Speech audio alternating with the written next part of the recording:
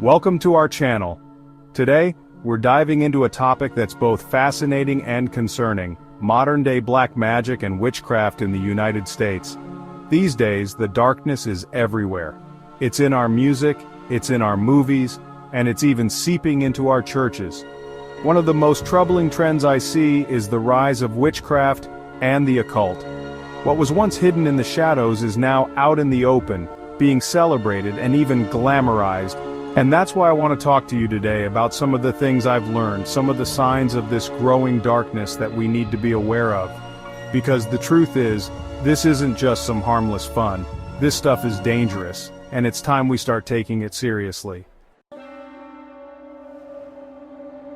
Now I know what you might be thinking: graveyard dirt? It sounds like something straight out of a horror movie, doesn't it? Sounds creepy, right?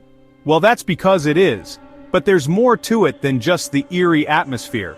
You see, in certain traditions like hoodoo, the ground where someone is buried isn't just dirt anymore. It's transformed into something much more significant. It's believed to hold on to the spirit, the energy of the person who was laid to rest there. This soil becomes a vessel of their essence. Think about that for a second. That soil, which has absorbed a lifetime of experiences of joys and sorrows, of hopes and fears, it doesn't just disappear. It retains a part of the person. It lingers. And those who practice these dark arts believe they can tap into that residual energy. They see it as a powerful tool. They use this graveyard dirt in their rituals, their spells. It's a key ingredient in their practices. They might sprinkle it around a home to cause trouble, or maybe they'll add it to a bag or a bottle with other ingredients to curse someone. The possibilities are numerous. It's a way of manipulating spiritual forces, of trying to control things that are beyond our understanding. They believe they can harness this energy for their own purposes. And the way they collect this dirt, well, it's the opposite of respectful. It's often done in secret, under the cover of night. They don't just ask for permission. They often go to cemeteries at night, under the cover of darkness, performing their rituals, disturbing the peace of those who are supposed to be resting. It's a clandestine operation. It's a violation, a desecration of something sacred.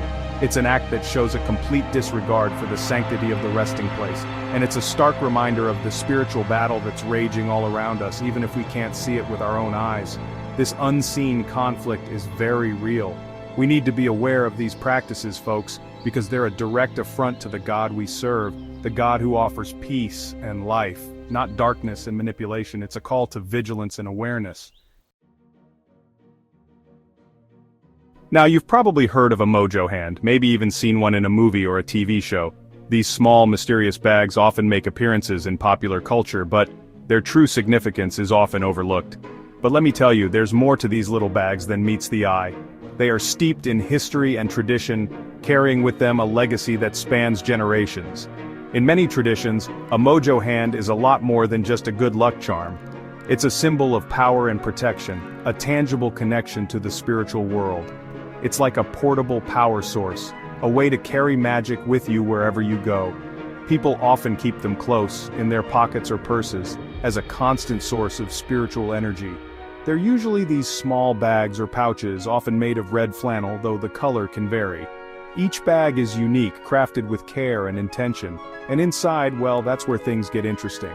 The contents of a mojo hand are as varied as the intentions behind them. You see, each ingredient in a mojo hand is carefully chosen for its supposed spiritual power. These items are believed to hold specific energies that can influence the world around us.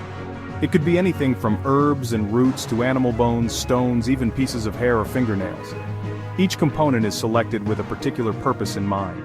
Each item is believed to vibrate with a certain energy, and when combined in the right way, they create a potent force. This combination is thought to amplify the power of the mojo hand. Some people use mojo hands for protection, to ward off evil or bad luck. They believe that these small bags can create a shield against negative forces. Others might use them to attract love, money, or success. The intentions behind a mojo hand can be as diverse as the people who create and use them.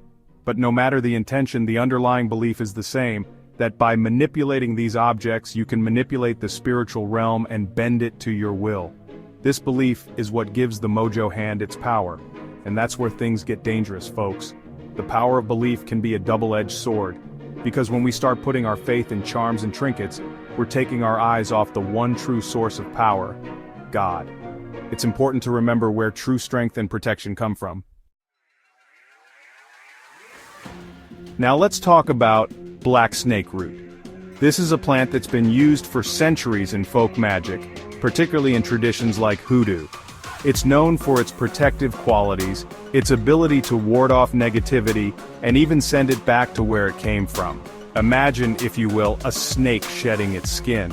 That's the image that comes to mind when we talk about black snake root. It's about shedding old patterns, negative energy, anything that's holding you back.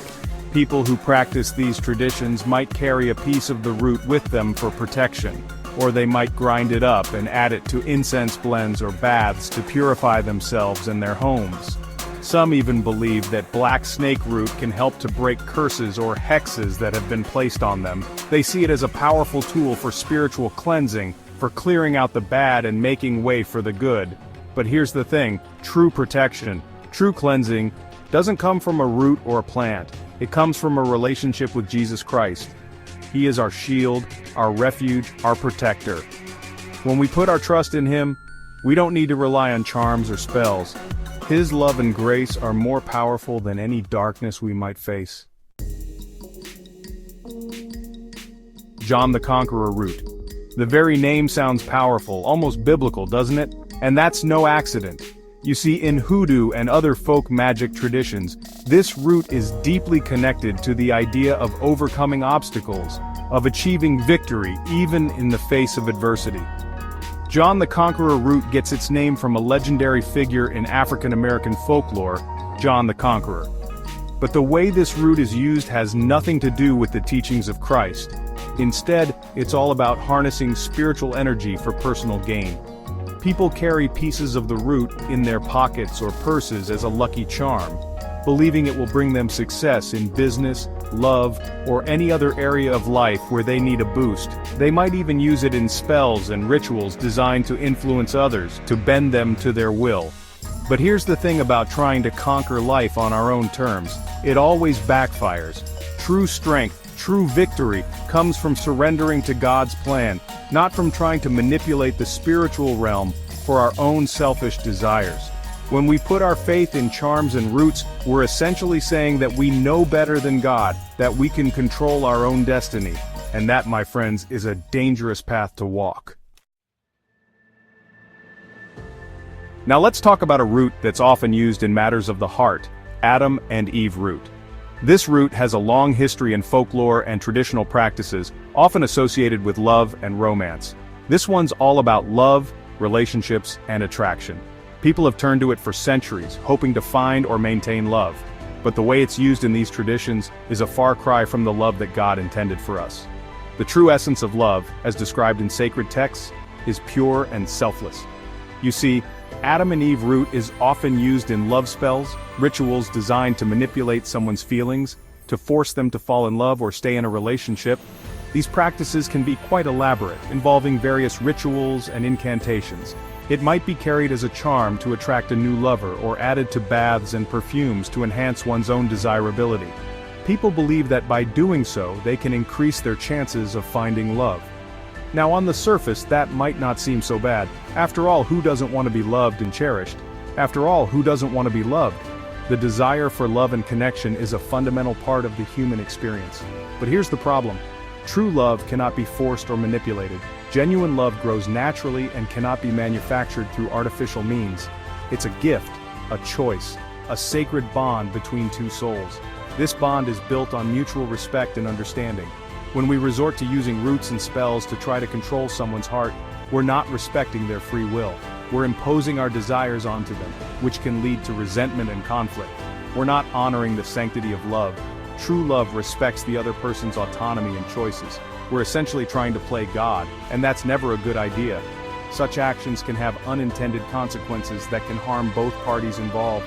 True love, lasting love, is built on a foundation of trust, respect, and mutual understanding. It's about growing together and supporting each other through life's challenges. It's about putting the other person's needs before your own, not about bending them to your will.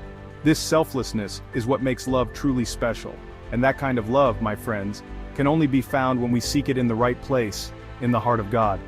Only then can we experience the fullness of love as it was meant to be. Thank you for watching. If you found this video helpful, please like and subscribe for more content. We'd love to hear your thoughts and experiences in the comments below. Stay blessed and see you next time. You know, it's easy to be drawn into these practices to think that maybe there's some harmless power we can tap into, but the truth is, any power that doesn't come from God is a counterfeit. It's a dangerous substitute for the real thing. Instead of looking for answers in graveyard dirt and mojo hands, let's turn to the one true source of power and protection, Jesus Christ. He is the light that shines in the darkness, and he offers us something far greater than any magic spell: his unconditional love, his unfailing grace, and his promise of eternal life.